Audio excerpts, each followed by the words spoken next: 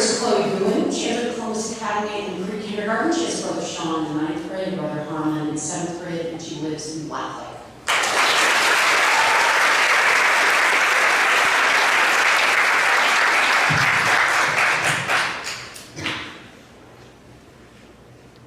Invincibility, a power that many believe is unachievable.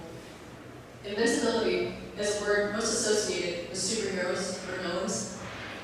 It implies the idea of impenetrable skin, super strong bones, maybe regeneration. Everyone knows what this ability is. Yet, what many of us don't realize is that everyone is capable of becoming invincible. The ability to deflect any injury and bounce back unscathed is in your hands. After this past year, I recognize the importance of my invincibility. Mine came to being last spring break while I was in Atlanta training before World Championships in Poland. Over the course of the season before, I switched fencing clubs due to my first coach retiring. Because of this change, I started training with a new coach at a club in Atlanta.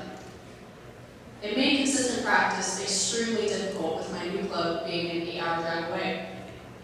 So, when I got the chance to train with extremely skilled fencers, and with my coach who lives in a completely different state, why wouldn't I be excited? I was optimistic at the beginning. I practiced every day in the morning and in the evening. I saw progress until the second week came around. Suddenly, my confidence plummeted. When I did poorly at practice, I blamed myself and questioned everything about my fencing. I didn't realize it at the time, but I had done this the entire season prior. I never gave myself time to appreciate the things I did right, and instead I decided that every mistake I made was entirely avoidable. I was so far behind all of them, or at least that was what I thought at the time. As the competition came closer and closer, I felt worse every single day. By the last few days, I felt extremely insecure about my fencing abilities. I tried to do the right things, but my body and my head weren't letting me. I was getting lazy on actions, maybe because my legs weren't happy with moving, or I just didn't want to. Either way, it made me feel even worse.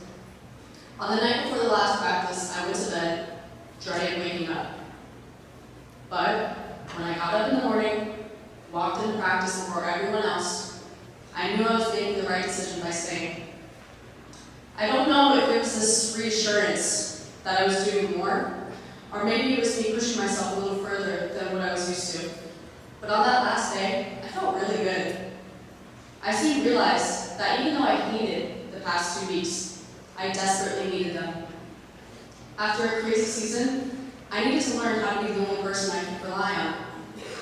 When you walk onto the stage or the field, in that moment, you are the only thing you can control. You are your best team. You are your strongest players. I just needed to figure out how to make me, myself, and I all work together. I knew I had all the tools that were needed to succeed. All I needed to do was show up and prove I deserved to be at World Championships. When I finally left Atlanta and arrived in Torun, Poland, I was ready. At the beginning of the tournament, nobody focused on me. Even though I wasn't the center of attention, I felt extremely excited. I was the underdog the entire season. I was considered behind everyone simply because I hadn't had any single practice or coaching. But no one realized that I had caught up. The tournament began, and even though I was doing just as well as the other athletes from the US, no one cared because that was the standard that was set for fencers from America. As the tournament continued, I pushed past the point where I was supposed to stop. I was finally keeping up. I started beating people I couldn't have a few weeks prior. I was making the right choices. I was making comebacks. I was doing everything right. And then suddenly, I was ahead of everyone. Not only was I doing better than expected of me, but I was doing better than expected of everybody there. I took the chance to fence in the semifinals, where I would have to fence my own teammate. Everyone expected me to lose and fall back into my place as the weak link. But the exact opposite happened. When I won that bout, in that moment, I knew I was becoming the fencer I wanted to be. I showed everyone that it wouldn't matter wasn't going away. I became my own idol when I wasn't anyone's hero. I shredded the mentality of relying on everyone else's affirmation. I earned a silver medal. I showed that I was invincible.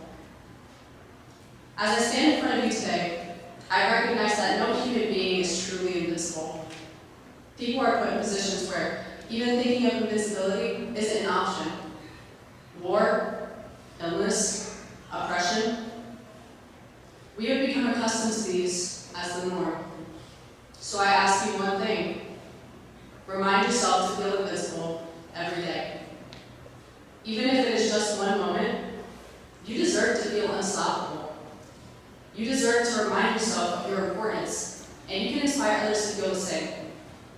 You can do anything if you have faith in yourself. I haven't mastered this ability yet. I know I have a very, very long way to go. But now, a few months after World Championships, when I jokingly say I'm invincible in front of my friends or my coaches when talking about my goals or aspirations, not only do I believe it, sometimes I think they do too. Thank you.